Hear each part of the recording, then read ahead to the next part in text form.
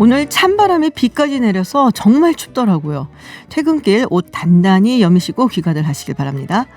한미 양국 합참의장이 참석하는 군사위원회가 끝나고 미 국방부 수뇌부가 청와대를 찾았습니다. 서울타임즈에서 자세한 내용 짚어보고요. 또 3부에서는 한동대 박원곤 교수와 함께 더 깊은 인터뷰 진행하겠습니다. 최근 여권발 모병제 이슈가 핫하죠. 세대별, 남녀별, 그리고 진영별. 모병제 논의에 대한 여론은 어떨지 세 분의 여론조사 전문가와 분석해 보겠습니다. 김지윤의 이브닝쇼 시작합니다. 서울타임즈 시간입니다. 서울신문 손지은 기자, 오마이뉴스 박종호 기자 나오셨습니다. 안녕하세요. 네, 안녕하세요. 네, 안녕하세요. 네, 어제 오늘 우리나라에 왔던 미군 별들만 세보면 몇 개가 될까 그 생각이 들더라고요. 네, 정말 많은 별들이 한국에 왔고요. 오늘 또 청와대 바쁘게 움직였습니다. 이 얘기 좀 짚어보도록 하겠습니다.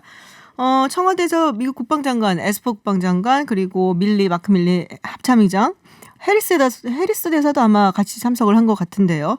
미국 쪽 주요 인사들하고 문재인 대통령하고 또 회동이 있었는데 여러 가지 이야기가 나올 거라고 했어요. 근데 분명히 이제 지소미아 종료 입장에 대해서 밝힐 것이다라고 얘기를 했고 방금 들어온 속보에 의하면은 밝혔다라는 얘기도 나왔습니다. 네, 그렇습니다.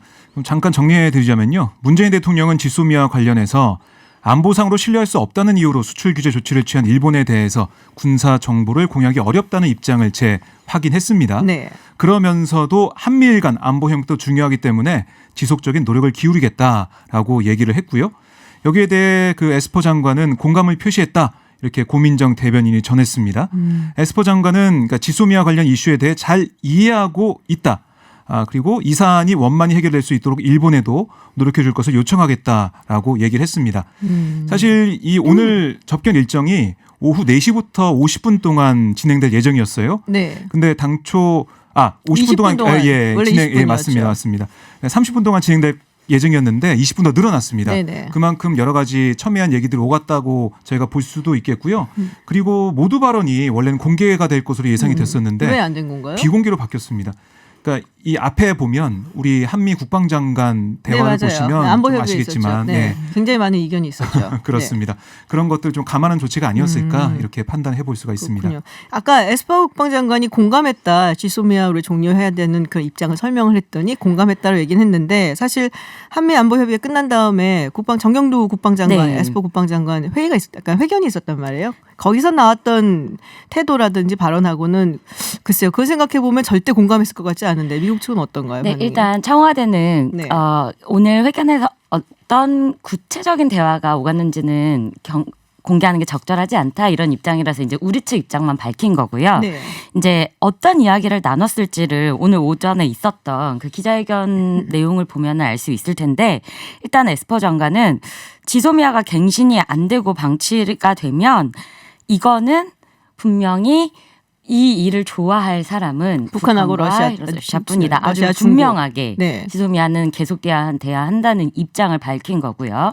또 방위비 분담금 관련해서도 한국이란 나라는 이제 굉장히 부자 나라가 됐다. 트럼프 대통령 워딩 듣는 줄 알았어요. 네, 오늘 저희도 같은 입장을 와서 똑같이 전했구나라고 말들을 했는데 그래서 이런 이견을 장관들 간에 확인을 했고 아마 대동소이한 내용이 대통령한테도 전해졌을 것으로 보입니다. 네. 그래서 일단 대통령과 나눈 아직은 알려지지 않은 이야기들을 미국 본국에 보고를 하고 그 다음에 아마 백악관 반응이 나오지 않을까 이렇게 기다리고 있는 상황입니다.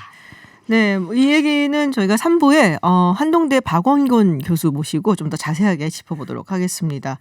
북한이 금강산 관광지구 내 남측 시설에 대해서 철거를 하겠다라는 최후 통첩을 보냈습니다. 그리고 금강산 개발에 남한이 끼어들 자리가 없다라는 얘기까지 하고 굉장히 많이 얘기를 했더라고요. 보니까는. 네, 그러니까 북한 조선중앙통신 기사를 통해서 전해졌는데요. 금강산은 북과 남의 공유물이 아니다라는 제목의 기사였어요. 여기 어떻게 돼 있었냐면 우리는 11월 11일 남조선 당국이 부질없는 주장을 계속 고집한다면 시설 철거를 포기한 것으로 간주하고 일방적으로 철거를 단행하는 단원 조치를 취할 것이다. 이런 최후 통첩을 보냈다라고 밝혔습니다. 더 이상 여지를 남겨두지 않겠다 이런 얘기로 볼 수가 있죠. 최후 통첩을 보냈다. 그렇습니다. 이게 우리 정부에서 3차례 정도 통지문을 보냈어요. 네네. 1차, 2차, 3차가 됐는데 3차 그 통지, 그러니까 우리의 입장을 담은 내용을 지난 7일에 보냈거든요. 여기에 대한 답변이다, 뭐 이렇게 볼 볼 수가 있습니다. 그렇군요. 김현철 통일장관하고 현정은 현대그룹 회장이 만났어요. 뭐 어떤 얘기를 했냐고 기자들이 물어보니까 굉장히 원론적인 대답만 사실 돌아오긴 했거든요. 네, 어제 이제 김현철 장관 취임 이후 처음으로 현정은 회장과 만남을 가지고 이야기를 나눴는데 아까 말씀하신 대로 열심히 협조하겠다. 현대 측에서도 이제 정부와 긴밀하게 논의를 해 나가고 금강산 관광 문제는 반드시 남북 간 대화와 협의를 통해 풀어가야 할 문제다라고 이제 공식 입장을 내놨습니다. 네. 사실상 근데 지금의 상황에 어떤 타겟책이 있거나 또 뾰족한 수가 있지는 않다 이런 느낌으로 저희가 이해를 했고요. 또 이제 취재진들이 헌 회장에게 어떤 이야기를 주고받았나 좀 자세히 설명을 해달라 했더니 똑같은 이야기라고 말했습니다. 아직 뭔가 좀 그렇네요. 기분이 세는데요. 네. 참 뾰족한 방법이 없죠, 사실은. 그렇죠. 우리가 그 북한의 입장을 좀 보고 있어야 되는 상황이고요. 한 가지 그래도 좀 희망적인 걸 찾자면 시설물 철거를 언제까지 하겠다. 시한은 없었어요. 그래서 아직까지 우리 정부 차원에서 뭔가 입장을 좀 북한의 입장을 바꿔낼 수 있는 그런 여진이 있지 않을까 이렇게 생각은 해봅니다. 그렇군요. 김현철 통일부 장관이 좀 있으면 미국을 가거든요. 네. 네. 미국 가서 뭐 여러 가지 얘기 그중에 금강산 관광 이야기도 한다고 하는데 이게 근데 사실은 제가 조금 약간 시간을 잡아먹으면서 하는 이야기이긴 한데 쉽지가 않아요. 왜냐면은 미국이 지금 북한을 네. 잘 아시죠? 테러리스트 국가 네. 올려놨고 북한을 방문한 사람들 특히 2011년 3월 1일 이후에 북한을 방문한 사람들이 미국에 들어올 때는 미국이 원래 이제 무비자 그 협정을 맺고 있는 국가들이 있는데 그렇다 손 치더라도 비자를 받아야 돼요. 그 말인즉슨 한국인의 입장에서 원래는 그냥 90일 동안 무비자로 에스타로 갈 수가 있는데 북한을 다녀온 사람들 2011년 3월 1일 이후에 그럼 그 사람들은 비자를 대사관에서 줄 서갖고 기다려서 맞습니다. 방문 비자를 받아야 되는. 그게 굉장히 사실은 큰 뭐랄까 그 배리어라고 해야 되나? 네, 그게 되거든요. 그러니까 사실 북한을 장애물이죠. 그래서 북한을 방문한 사람들 대체로 보면 중국 사람들인데 중국 사람들은 어차피 미국 갈 때 비자를 받아야 돼요. 한국이나 특히 호주 사람들이 많은데 이런 사람들은 내가 꼭 미국의 비자를 받으러 가는 그렇죠. 그 수고를 감수를 하면서 북한을 가야 되나? 라는 생각을 한 번 더 할 수가 있죠. 그래서 지금 뭐 나온 걸로 보면 이재용 회장도 그렇고 최재원 회장도 그렇고 지코 씨도 그렇고 맞습니다. 만약에 미국 가게 되면 비자를 받아야 되는 상황이 돼서 사실 그걸 풀어주지 않으면은 금강산이 다시 개발이 돼서 관광을 받는다 해도 쉽지가 않거든요. 이게. 맞습니다. 그런 결국 문제들이 북미 있어요. 비핵화 협상이 어떻게 풀리느냐 거기에 달려 있다고 볼 수 있는 거네요. 그렇죠. 그리고 이제 그거에 따라 갖고 테러리스트로 지정을 하고 안 하고도 달리는 거고 여기서 또 여러 가지 부수적인 효과들이 있기 때문에 뭐 하나 된다고 해서 이게 뭐 다 풀리고 그러지는 않을 거다라는 조금 우울한 얘기를 제가 전해드렸습니다. 네, 북한 얘기를 계속 해봐야 될 것 같은데 지난번에 북한 선원 2명 우리가 북한으로 다시 돌려보냈죠. 이 부분에 대해서 국제 엠네스티 이게 인권 단체잖아요. 국제 엠네스티 한국 지부가 국제 인권 규범을 위반했다라는 비판 입장을 내놨어요. 네, 입장에 이렇게 돼 있었습니다. 북한 선원 2사람의 범죄 행위가 확인되기도 전에 범죄자로 낙인 찍어서 북한으로 송환한 것은 공정한 재판을 받을 권리를 포함한 이들의 권리를 부인한 것이다. 이는 비인도적일 것뿐만 아니라 법규를 위반한 것이다라고 비판을 했습니다. 그러니까 뭐 국제 엠네스티 입장에서는 충분히 할 수 있는 그런 비판이죠. 그게 아마 이게 있을 거예요. 고문과 사형의 위험이 있는 국가로 돌려보내서 안 된다. 네, 맞습니다. 뭐 그 부분이 아마 있는 걸로 압니다. 네, 그러니까 뭐 탈북에 실패하거나 북한으로 송환될 경우 고문과 기타 부당 대우, 뭐 심지어 처형될 위험에 빠질 수 있다는 점을 계속해서 우려해왔다 이렇게 지적을 중국이 했습니다. 그것 때문에 굉장히 비판을 많이 받았거든요. 탈북자들 막 돌려보내고 그래갖고. 한국당에서는 국정조사 추진하겠다라고 얘기를 하는데 어떻게 보세요? 가능할까요? 네, 일단 국정조사 요구서는 제적의원 4분의 1만 있으면 낼 수 있기 때문에 조사 요구서는 낼 수가 있습니다. 하지만 실제 국정조사가 진행이 되려면 국정조사 계획서가 본회의에서 채택이 돼야 하는데 과반을 확보하고 있지 못하기 때문에 실제 국정조사가 시행되기까지는 아주 많은 어려움이 남아 있어서 실질적으로는 힘들지 않을까 이런 전망이 우세한 상황입니다. 그렇군요. 한국당 얘기가 나와서 그랬는데 나경원 원내대표 임기가 곧 끝나요. 예, 다음 달 10일까지. 어떻게 될 것 같으세요? 유지가 될지. 왜냐하면 총선 얼마 안 남았으니까 그냥 그때까지 가자라는 얘기도 할 법하거든요. 일단 내가 차기 원내대표 경선에 나가겠다라는 사람이 한 명이라도 나오면은 당원 당규상 경선을 치러야 합니다. 나왔지 않아요? 나왔잖아요. 네, 유기준 의원 있죠. 네. 아직도 조건부. 조건부. 그러니까 경선을 해야 되고 원내대표 임기를 이제 되고 있으니 경선 공고를 해서 치러야 된다. 이제 이런 말씀들 여러 번 하셨는데 네. 아직까지는 이제 원내대표를 바꾸는 경선을 하게 될지는 좀 불투명한 상황입니다. 왜냐하면 이제 내년 총선 결과에 따라서 어차피 지도부가 총선 뭐 승리를 하면 그대로겠지만 아니면 비대위 체제로 바로 가야 되는 거기 때문에 어떻게 될지 조금 의견이 엇갈리고 있고요. 그리고 이제 솔직히 말해서 현재 상황에서 이제 새로운 원내대표 또 새로운 지도 체제가 들어오는 거에 대해서는 불안감 또 정치적 불확실성이 있기 때문에 좀 많은 의원들이 지금의 상태로 총선까지 치르는 거를 선호하는 그런. 아 그래요? 맞습니다. 한국당 분위기 그렇던데 이거에 대해서 여당은 어떻게 반응할까요? 여당은 나경원 대표, 황교안 대표 체제가 쭉 갔으면 좋겠다 이런 입장이죠. 근데 맞습니다. 한국당에서 아니 그 의원들 얘기 좀 들어보면 네. 그러니까 오히려 걱정된다고 해요. 왜요? 그러니까 한국당이 지금 뭐 조국 정국 이후에서도 이런 모습을 보여주기 때문에 이런 모습이 오히려 어떤 모습인데요? 쭉 뭐 시리즈가 있죠. 가산점부터 해가지고 표창장, 뭐 이 옳은소리의 그 애니메이션도 있고 네, 쭉 있는데 박찬주 전 대장 얘기도 있고 쭉 있는데 아니 오히려 이렇게 한국당에서 좀 실수라고 할까요? 그런 실책이 나오면서 민주당이 쇄신할 수 있는 그런 기회나 그런 절박성이 사라지는 게 아니냐 이렇게 걱정할 정도입니다. 아, 그렇게 역으로 생각할 수 전해주시든지 민주당에서 이렇게 생각한다더라. 네.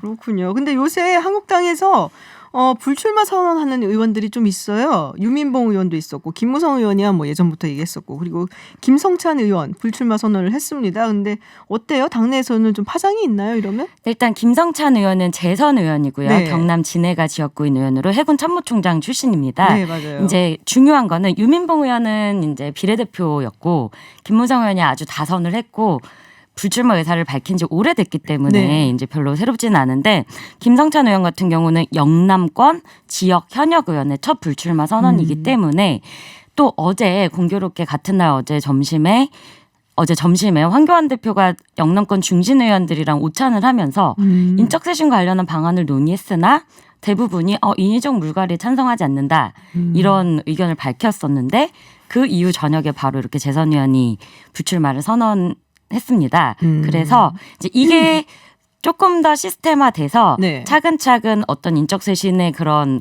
물결에 그 하나의 흐름이 될 수 있을지는 조금 지켜봐야 할 것 같습니다. 일단 그래도 조금 다른 분들에 비해서는 의미가 있는 불출마 선언이었다. 네. 의미는 있어 보입니다. 어쨌든 영남권의 재선 네. 의원이기 때문에 그러니까요. 의미가 있어 보이고요. 근데 이게 이제 중진 의원들의 연쇄적인 불출마 선언이나 기득권 내려놓기 이런 게 있을 것이냐 거기서 의문점이 찍히는 거죠. 그러니까 좀 늦었어요. 한국당 입장에서는. 네. 원래 민주당보다 좀 세게 나가서 쇄신도 하고 빈 공간을 만들어놔서 외부에 있는 새로운 피라고 부르죠. 그러니까 수혈할 수 있고 새로운 얼굴들이 나와서 아니 한국당이 이렇게 바뀌는구나 이거 보여줘야 되는데 오히려 민주당에서 당연히 재선을 할 줄 알았던 표창원 의원 그리고 뭐 이철희 의원 이런 의원들이 불출마 선언하고 나오면서 선수를 뺏겼어요. 그럼 더 야심차게 더 열심히 해야 되는데 그게 좀 안 보여서 아쉽습니다. 굉장히 안타까우시는데요. 너무 안타깝습니다. 나경원 대표와 황교안 대표가 네. 잘해야 될 텐데. 매우 아쉬워하는 박정우 기자님. 네, 잠시 뒤로 하고요. 네, 자, 교통정보 듣고 다시 돌아오겠습니다. 김지윤의 이브닝쇼 서울타임즈 돌아왔습니다.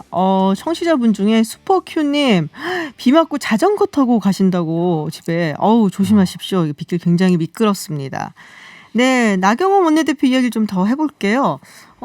딸 입시 특혜 의혹 관련 수사 지금 뭐 이야기가 돼가고 있는 것 같은데 뭐 여러 가지 뉴스가 많이 나오더라고요. 뭐 여러 가지가 있는데 우선요. 지난 9월 16일에 민생경제연구소 등 시민단체들이 나경원 원내대표의 자녀 부정 입학 의혹과 관련해서 이걸 검찰에 고발을 했습니다. 근데 이 고발인 소환 조사가 지난 8일에 있었어요.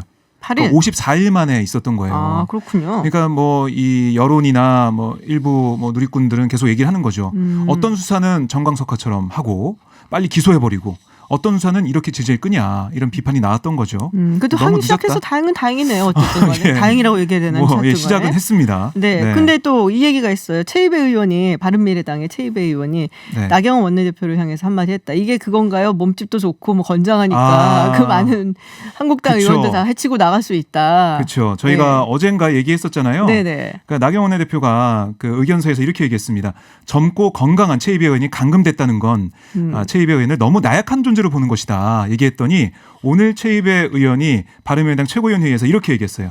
자신을 나약한 최입입니다. 이렇게 소개하면서 내 방 문고리를 잡고 있던 한 명과 방에 있던 11명의 한국당 의원을 힘으로 물리치지 못했으니 난 나약함을 인정할 수밖에 없다라고 얘기했는데 뭐 나훈아 대표의 발언을 비꼰 거죠. 네. 그러면서 또 뒷얘기가 있는데요.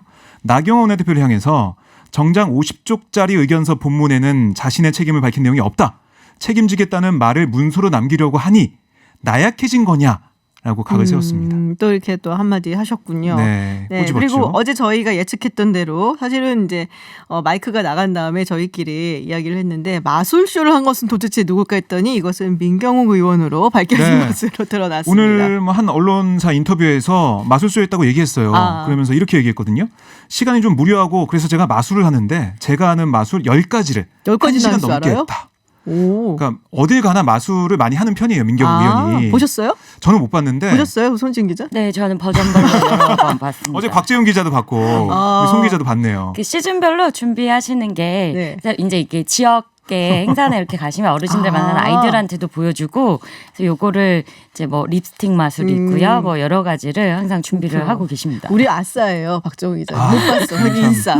그러니까요. 한번 찍어서 한번 보여주십시오. 근데 좀 약간 허술하지 않고 다들 오 이렇게 할 정도로 궁금해지는데 한번 보고 싶네요. 마술입니다. 마술사로 준비하시는 건가요, 나중에? 그러니까 따로 공부를 하셨고 공부를 했고 이제 연습을 많이 했다고 합니다. 그렇군요. 그래서 민경욱 의원이 또 이렇게도 얘기했어요. 최이배 의원이 관심이 있어서 어떤 건 맞추려고도 하고 깔깔거리고 웃고 그런 상황이었다. 즐거웠다. 그러니까 즐거운 감금이었다. 뭐 이런 거죠. 그렇군요. 네. 예.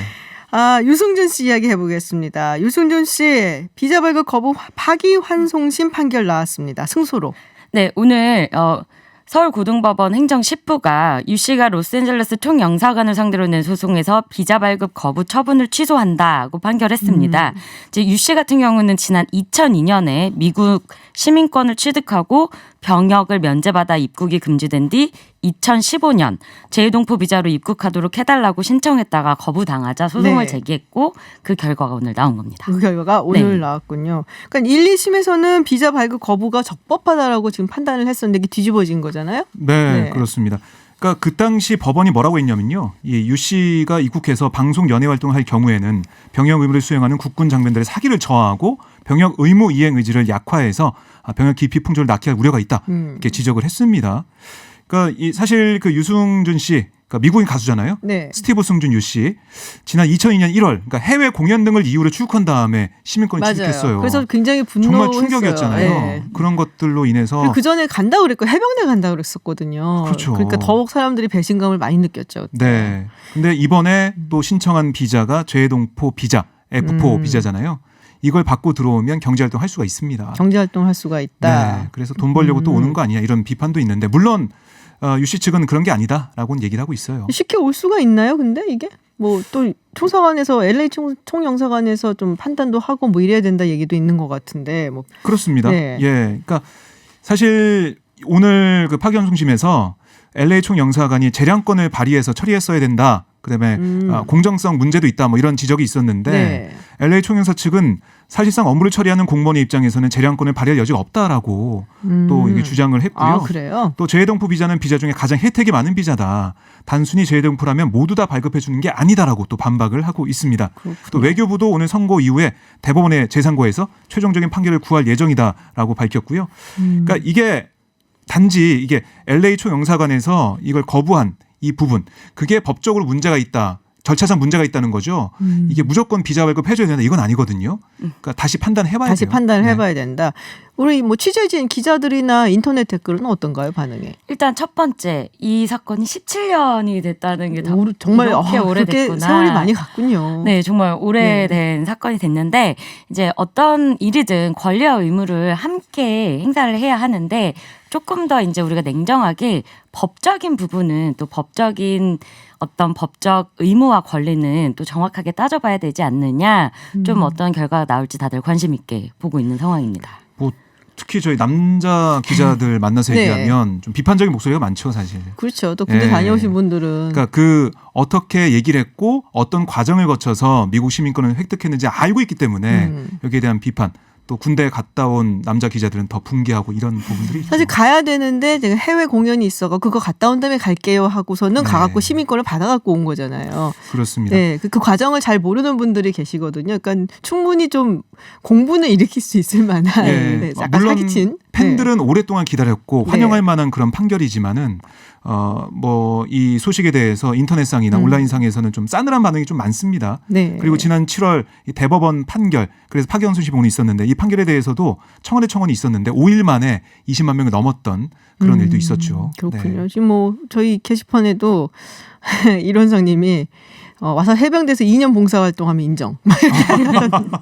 그렇게 말씀을 하셨습니다. 그 비슷한 감정들이 좀 있는 것 같아요. 네, 있을 수밖에 네. 없죠. 오늘 여기까지 하겠습니다. 네, 서울신문 손지은 기자 그리고 오마이뉴스 박정우 기자와 함께했습니다. 고맙습니다. 고맙습니다. 감사합니다. 해외 뉴스 알아보는 서울타임즈 시간 전주현 캐스터와 함께합니다. 어서 오세요. 네, 안녕하세요. 춥죠 오늘. 겨울인데요, 진짜? 겨울이에요. 이제. 네. 네. 아, 겨울비, 겨울 네, 눈도 이미 왔다면서요. 아 서울에요? 네, 첫눈이 왔다는 얘기가 아 있더라고요. 온다는 소식은 들었는데 제가 스튜디오 안에 들어가고 몰랐어요. 네, 사람들은 다 진눈깨비지 이건 눈이 아니다 지금 약간 그런 반응. 원래 첫눈은 다 그렇죠. 그렇죠. 네.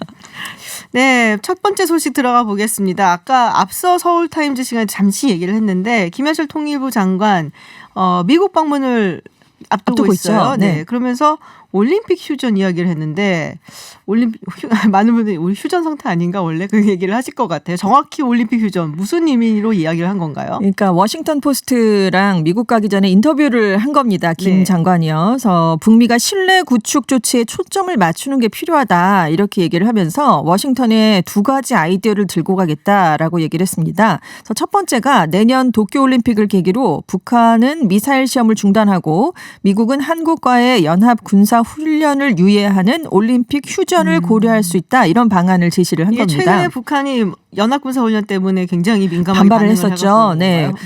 그 전례가 있었잖아요. 북미 간의 군사적 긴장이 고조됐던 게 2017년 12월이었는데 그때 문재인 대통령이 미국 NBC와의 인터뷰에서 평창 동계올림픽이 열리기 전에 한반도 긴장을 완화하기 위해서 한미 연합훈련을 연기하는 등의 조치를 취할 수 있다 이렇게 얘기를 한 적이 있습니다. 맞아요. 그러니까 김 위원장이 신년사에서 대표단을 올림픽에 파견할 수 있다 이런 얘기를 했고 사흘 후에 트럼프 대통령이 문 대통령의 그 연기 제안을 수용하면서 대화 국면이 갑자기 네. 펼쳐졌었거든요. 그래서 북한 대표단이 우리나라에 오기도 했었고요.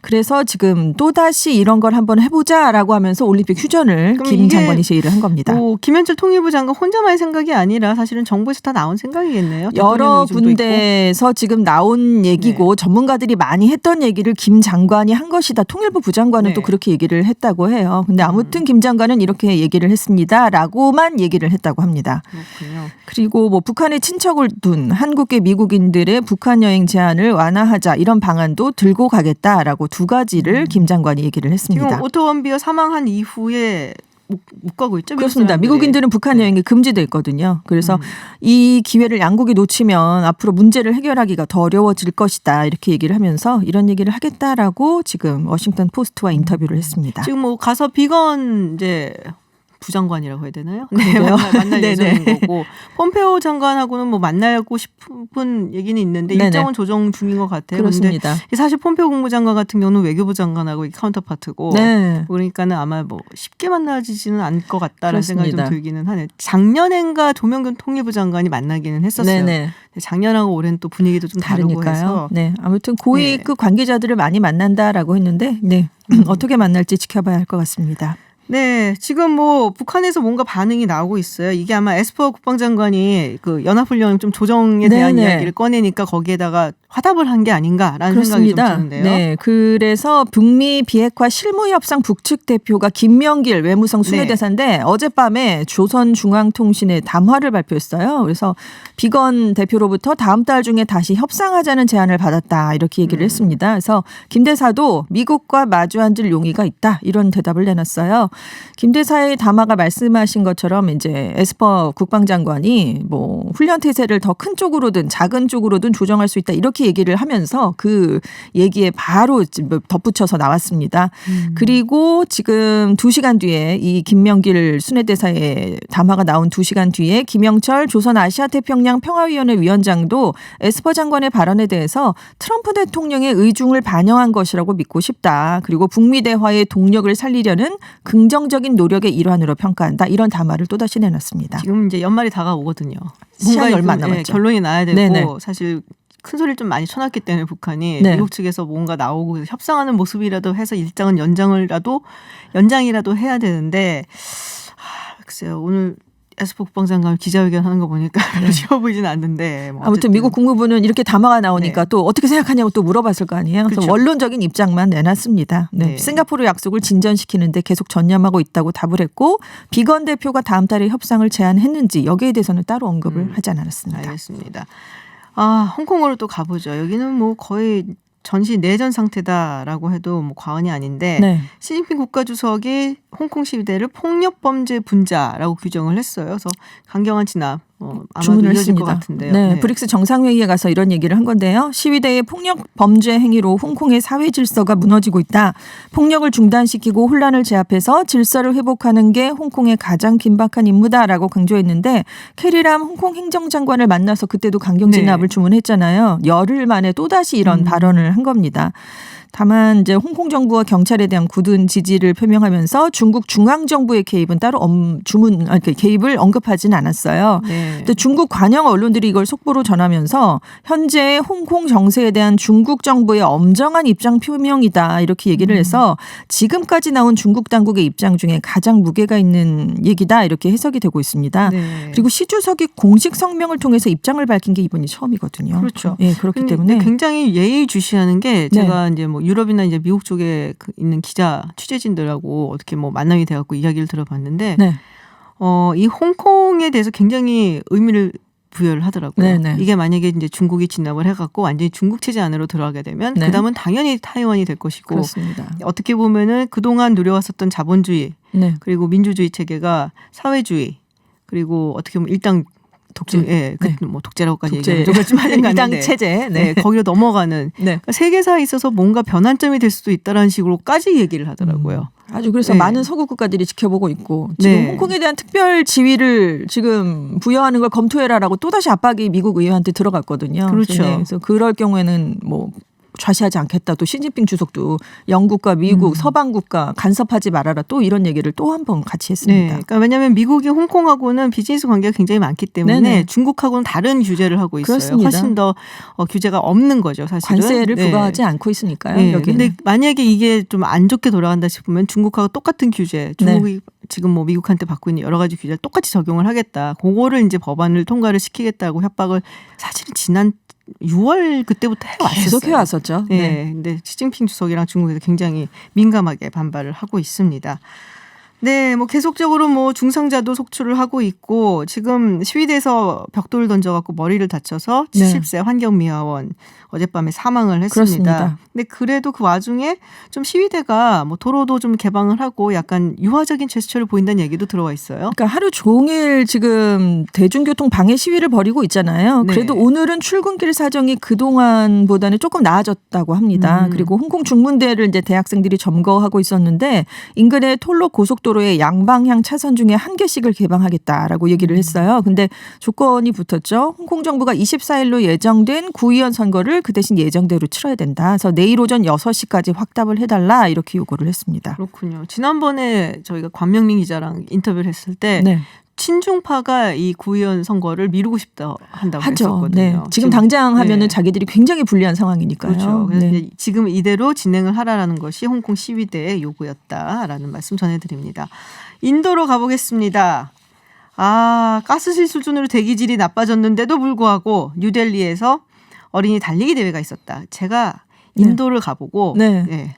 정말 놀랐어요. 뉴델리 예. 가셨나요? 딱 거기 갔었거든요. 네네. 근데 정말 내리니까 매캐한 게 보통 우리가 베이징이나 이런 쪽이 공기 질이 좀 안 좋다는 얘기를 하는데 네. 될 게 아니에요.